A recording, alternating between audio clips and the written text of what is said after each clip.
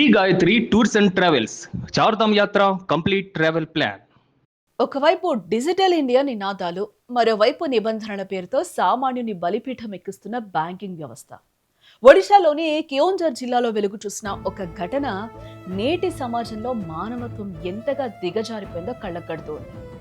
నిబంధనల సంఖ్యలు ఒక పేదవాణ్ణి ఎంతటి ఘోరానికి పురిగొల్పాయో చూస్తే ఎవరికైనా కన్నీళ్ళు.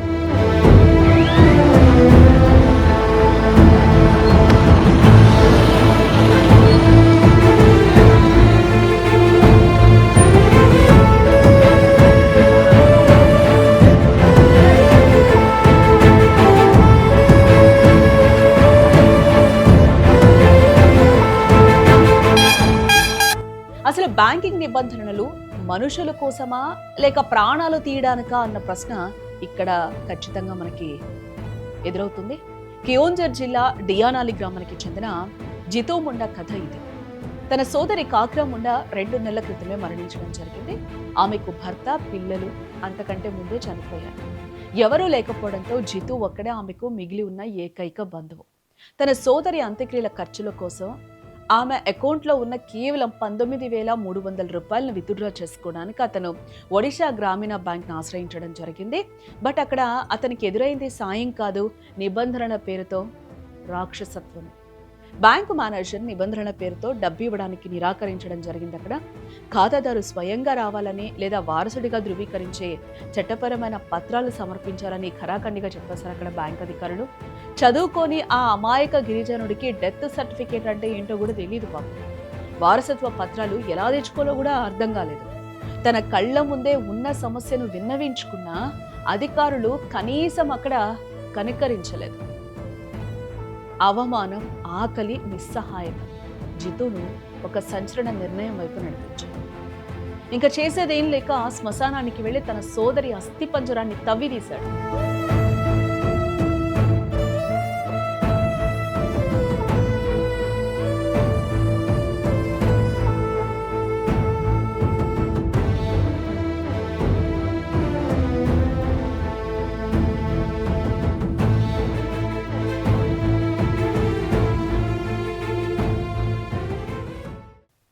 దాన్ని ఒక పాత గుడ్డలో చుట్టి భుజాన వేసుకుని మండుటెండలో 3 కిలోమీటర్లు నడిచి బ్యాంకుకు చేరుకున్నాడు. చనిపోయిన మనిషి ఎలా వస్తుంది? ఇదిగో అస్థిపంజరం, నా డబ్బు నాకు ఇవ్వండి బాబు అంటూ అతను బ్యాంకు ముందు నిలబడ్డ దృశ్యం చూసి అందరినీ కలిసివేస్తుంది, కన్నీరు పట్టిస్తుంది. నిప్పులు జరిగే ఎండ, కడుపులో ఆకలి, కళ్ళల్లో కన్నీళ్ళు. ఆ స్థితిలో తన సోదరి అస్థి పంజరాన్ని మోస్తూ జితూ ముండా చేసిన ఆ ప్రయాణం కేవలం ఒక వ్యక్తి పడిన కష్టం కాదు, అది మన వ్యవస్థకు పట్టిన తుప్పు. 19,000 రూపాయలు ఒక బ్యాంక్ అధికారికి చిన్న మొత్తం కావచ్చు, బట్ సర్వం కోల్పోయిన ఆ పేదవాడికి అది జీవన్మరణ సమస్య కదా. నిబంధనల పేరుతో మానవత్వాన్ని మంటగలిపిన తీరిది.